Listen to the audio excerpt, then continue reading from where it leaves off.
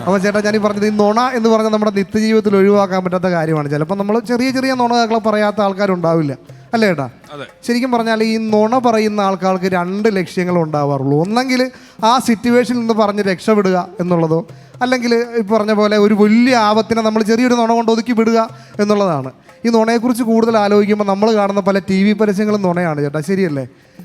ചില എണ്ണ, ചില സോപ്പ്, ഈ സോപ്പ് തേച്ച് കഴിഞ്ഞാൽ വെളുക്കുമെന്ന് പറയും. നമ്മൾ ഈ സോപ്പ് തേച്ച് കഴിഞ്ഞാൽ വെളുക്കുമെന്ന് പറഞ്ഞ് ഇന്ന് വരെ സോപ്പ് തേച്ച് വെളുത്തവർ ആരെങ്കിലും ഈ കൂട്ടത്തിലുണ്ടോ? ഉണ്ടോ? ഇല്ല.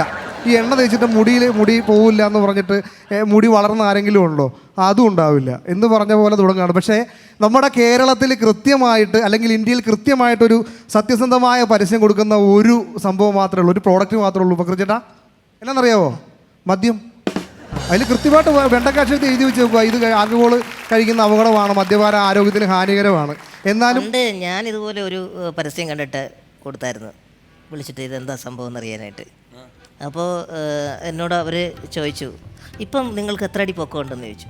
ഞാൻ സത്യസന്ധമായിട്ട് പറഞ്ഞു 2.25 അടി കഷ്ടിച്ചുണ്ടാവുള്ളൂ എന്ന് പറഞ്ഞു. സോറി, ഇങ്ങനത്തെ ഞങ്ങൾ എടുക്കത്തില്ലെന്ന്. എന്തായിരുന്നറിയോ? ചെരുപ്പിട്ട് കഴിഞ്ഞ് കഴിഞ്ഞാൽ പൊക്കം കൂടുമെന്ന് പറഞ്ഞൊരു ചെരുപ്പിനകത്ത് വെക്കുന്ന ഒരു സാധനം, അതൊരു 4-5 അല്ലേ പറ്റുള്ളൂ. അത് ഇങ്ങനത്തെ ഞാൻ എടുക്കത്തില്ലെന്ന്. 2.25 അടി പറഞ്ഞപ്പോ അവര് തോറ്റുപോയി. അവർക്ക് വിശ്വസിക്കാൻ ഇത് എന്ത് സംഭവമാണെന്ന് പിടിയിട്ടില്ല. അല്ലെങ്കിൽ അവര് ചെരുപ്പ് ഉണ്ടാക്കി തരും, പക്ഷെ അതിൽ പിന്നെ നിങ്ങൾ ഇങ്ങനെ കേറിക്കും. ഈ മുളയിൽ നടക്കൂലേ? പോയിക്കാല് അത് തന്നെ. മദ്യത്തെക്കുറിച്ച് പറഞ്ഞു വരുമ്പോൾ എൻ്റെ ഒരു കൂട്ടുകാരൻ്റെ കാര്യം പറയേണ്ടി വരും ചേട്ടാ. ഇവൻ ഒരേ ഒരു നുണയെ പറയത്തുള്ളൂ, ഞാൻ മദ്യപിക്കില്ല എന്ന നുണ പറയും. ഈ ഒരു നാട്ടിൽ ഈ ഒരു സ്വഭാവമൊക്കെ അറിയാവുന്നതുകൊണ്ട് പുള്ളിക്കാരൻ ആരും പെണ്ണ് കൊടുത്തില്ല. പുള്ളിയുടെ വീട് നമുക്കറിയാം, ഏകദേശം നമ്മുടെ ഈ വൈക്കത്തിനടുത്തുള്ള ചെമ്പ് എന്ന സ്ഥലത്താണ് പുള്ളിയുടെ വീട്. അങ്ങനെ എൻ്റെ അടുത്ത് വിളിച്ചു പറഞ്ഞാൽ ഞാൻ മൂവാറ്റുപുഴ നമ്മുടെ ഒരു സുഹൃത്തിൻ്റെ കെയർ ഓഫിൽ ഒരു സ്ഥലത്ത് പോയി നമ്മൾ പെണ്ണ് കണ്ടു, അങ്ങനെ ഇഷ്ടപ്പെട്ടു. അവർ അച്ഛൻ ചോദിച്ചു മോൻ കുടിക്കുമോ? കുടിക്കില്ല അങ്ങനെ പറഞ്ഞു. അങ്ങനെ ആ കല്യാണം നടന്നു. ഞങ്ങൾ ചെമ്പിൽ നിന്നൊരു 200 പേര്, അവൻ്റെ കൂട്ടുകാർ, നാട്ടുകാർ, വീട്ടുകാരെല്ലാം നമ്മൾ 200 പേര് കല്യാണം കൂടാൻ വേണ്ടി എന്താ പറയുക നമ്മൾ ചെമ്പിൽ നിന്ന് അങ്ങോട്ട് ചെന്നു.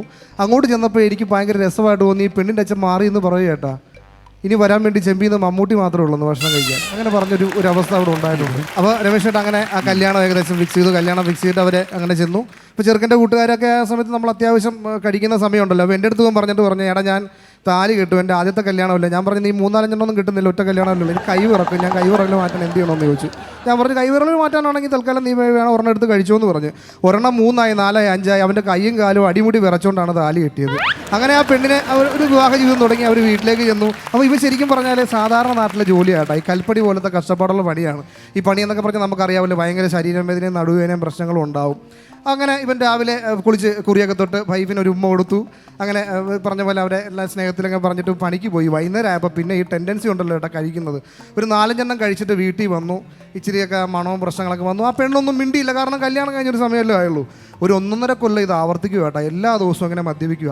രാത്രി മുഴുവൻ ഇങ്ങനെ മദ്യപിച്ചിട്ട് വരും. രാവിലെ കെട്ടുവിടുമ്പോഴത്തേക്കിനും പറയും നീയാണ് ചാരു എന്ന വൈഫിൻ്റെ പേര്, ചാരു നീയാണ്, മക്കളാണ്, ഞാൻ ഒരു തുള്ളി ഞാൻ കഴിക്കത്തില്ല മോനെ, എനിക്ക് സംഭവിച്ചു പോയി, ഇനി കഴിക്കത്തില്ലെന്ന് പറയും. പിന്നെ പണിക്ക് പോകും, വൈകുന്നേരം പിന്നെയും കഴിക്കും. പിന്നെ പിറ്റേ ദിവസം ചോദിക്കും നിങ്ങൾ ഇന്നലെ കഴിച്ചല്ലേ മനുഷ്യ? അപ്പോൾ പറയും ഒരു സംഭവിച്ചു പോയി, എൻ്റെ നമ്മുടെ ഭഗവാനാണ്, കൃഷ്ണനാണ്, ഇത് പടച്ചവനാണ്, ക്രിസ്തുവാണ്, അത് ഞാൻ ഇനി കഴിക്കത്തില്ലെന്ന് പറഞ്ഞു. പക്ഷേ ഈ പെണ്ണ് പറഞ്ഞു ഇനി കഴിച്ചു കഴിഞ്ഞാൽ ഞാൻ വീട്ടിൽ നിന്ന് കൊണ്ടുവന്നേക്കുന്ന 2 സാധനങ്ങൾ എടുത്തുകൊണ്ട് ഞാൻ പോകുമെന്ന് പറഞ്ഞു. ഇവൻ പിന്നെയും കഴിച്ചിട്ട് പോകുന്നു. അവൾ വീട്ടിൽ നിന്ന് കൊണ്ടുവന്നേക്കുന്ന 2 മക്കളെടുത്തുകൊണ്ട് അവൾ വീട്ടിലോട്ട് പോയി.